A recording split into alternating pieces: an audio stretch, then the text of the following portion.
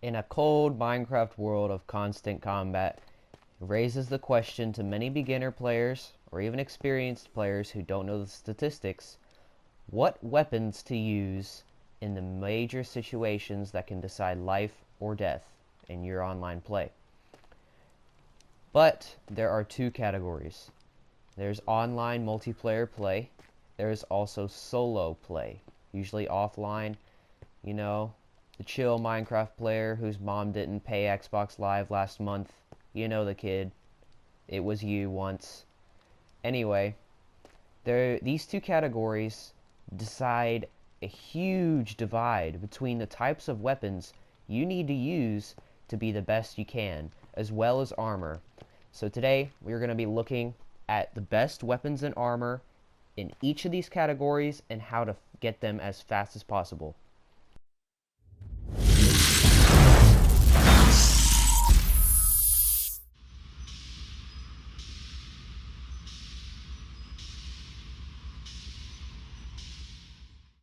Alright, I have this big thing set up and you have no idea how long this took me to make.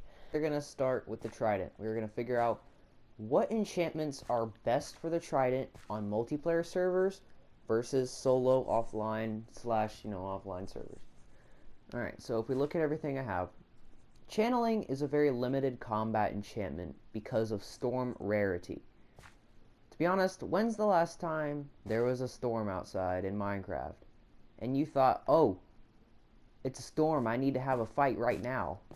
No, you're not. It's very rare, and unless you schedule fights on servers, there's really no point. So channeling is it's just an offline solo play enchantment. You don't need it.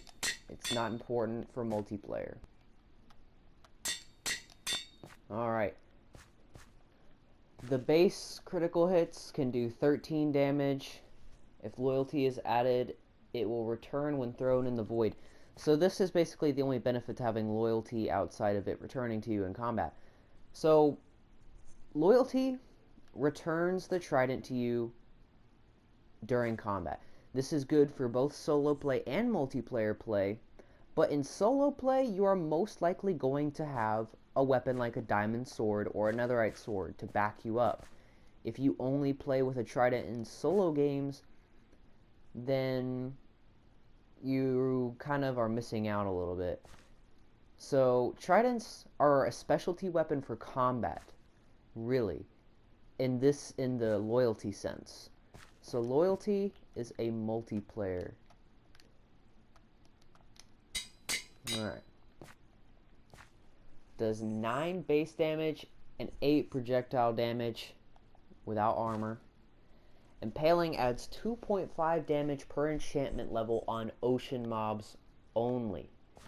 So, since there are 5 levels, it can add up to 12.5 extra damage to the base damage.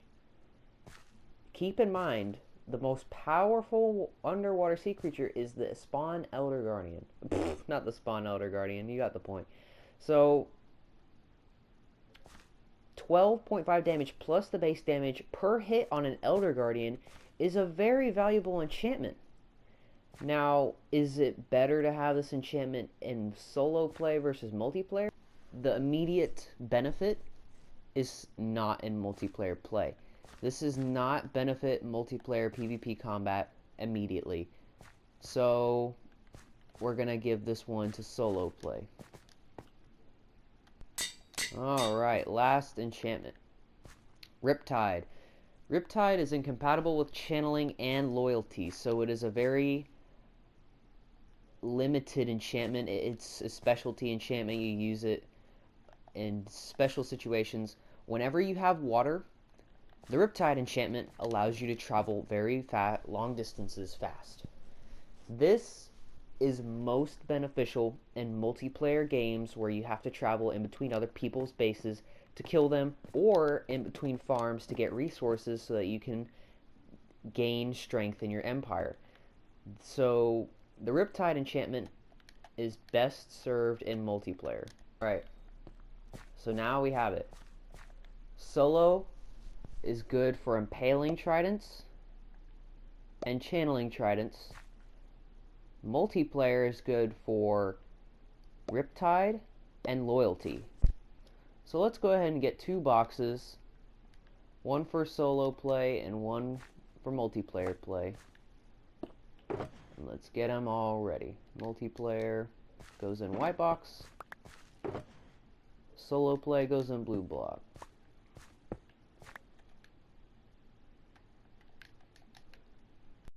The sword is next. Noted, this is the diamond sword. The statistic for netherite swords and netherite axes are only 1 damage point higher, so we really will be covering these just a little bit faster than this. So keep in mind, all these statistics are almost the same, except 1 point. Alright. So the diamond sword does 7 base damage, and a critical hit can be 11 damage max. Noted, the entire health bar is 20. So 11 is pretty good. Fire Aspect sets mobs on fire for 2 seconds for Fire Aspect 1 and 8 seconds for Fire Aspect 2. This is really, it benefits both multiplayer and solo play.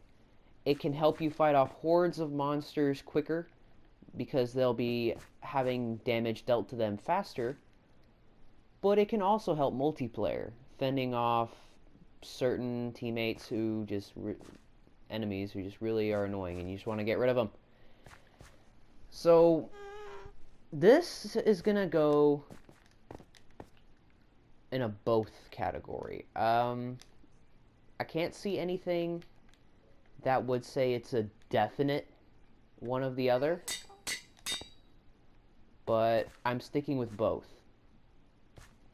Smite adds 2.5 damage to undead mobs per level of the enchantment.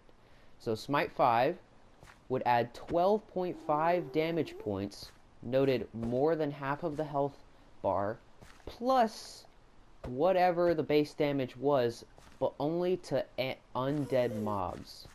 As you can see by this list, that also includes the Wither. So this sword is great for getting beacons or fighting off withers that were planted at your base. So it is a good benefit to have Smite on multiplayer. But in the case where you only have enough levels to get Sharpness 5 or Smite 5, in multiplayer, Sharpness 5 outweighs Smite in multiplayer. Also, Sharpness does 0.5 to everything and a max of 2.5 damage. The only reason you would want this is to attack players. So we know that Sharpness is a 100% multiplayer. There's really only one reason to have it. It's multiplayer. We all know it. Alright, so back to Smite.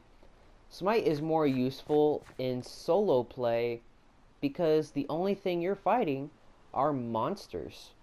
And most of the monsters are undead. So Smite is basically the god sharpness of solo play because there's nothing else you're hitting with your sword that you need to kill fast enough to do that. So it goes in the solo box. Let's find our boxes and put them in there. A both box is gonna be, of course, the gray area. Couldn't put it any better. Alright.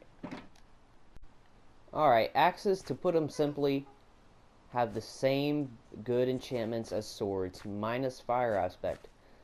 So,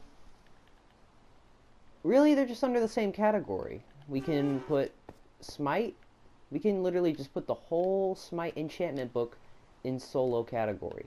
Anything that has Smite is in solo, unless the benefits of another feature outweigh it. Alright. Multiplayer. Solo. Alright, we're building up a set for you guys, aren't we? Alright. The bow.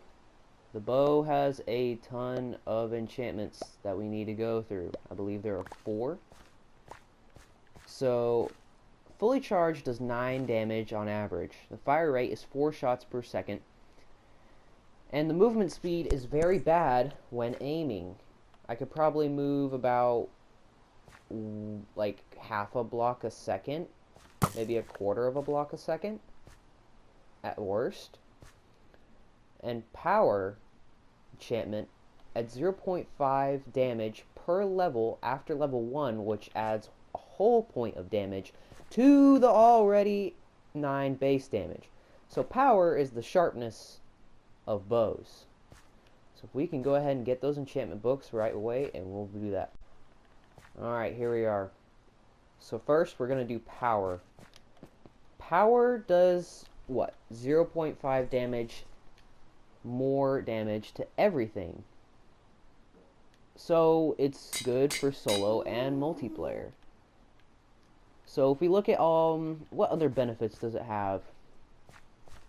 It can get up to a max of 15 damage points, and if it shoots 4 shots per second, if you're spamming it like that, like if you're a robot and you could spam click it perfectly, you can do 4 shots per second on average with 15 additional, well, that's max charged. So I'm gonna put this in both. You know what? No, this is better suited for multiplayer, because in multiplayer you need to fight off, you're not fighting off hordes really, you are fighting off damage. You need to be the one who does the most damage the fastest. So this will get the job done. 1 full charge, 1/4 full charge per second. That does 15 hearts of base damage, is really worth the reward. Alright. Next is flame. Adds 5 seconds of fire damage, and 5 seconds of fire damage equals 4 damage. So it's really just a little bit. It's not too much, but 4 damage compared to sharpness is 2.5 is pretty good. So flame would definitely be for multiplayer, because to be honest, you can take out monsters faster than that with other methods.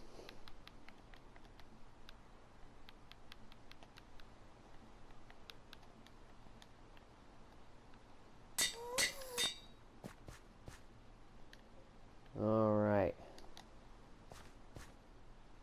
Next enchantment is Infinity. That allows 1 arrow to be used limitlessly.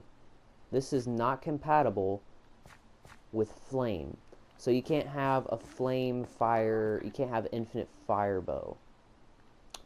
So Infinity, again, when you need to save resources, aka arrows, that's something you really get benefited in combat, because you need arrows in combat most definitely. Infinity will be multiplayer.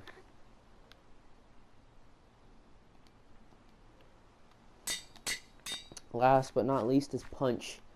Punch adds range. 3 blocks of range per level of enchantment, so that's a max of 6. This is going to be for solo play, because most combat is close range. And of course, in achievements, you need to be able to shoot things from pretty far distance in order to get some certain achievements. So Punch is really just a specialty enchantment for solo players who are trying to get those achievements.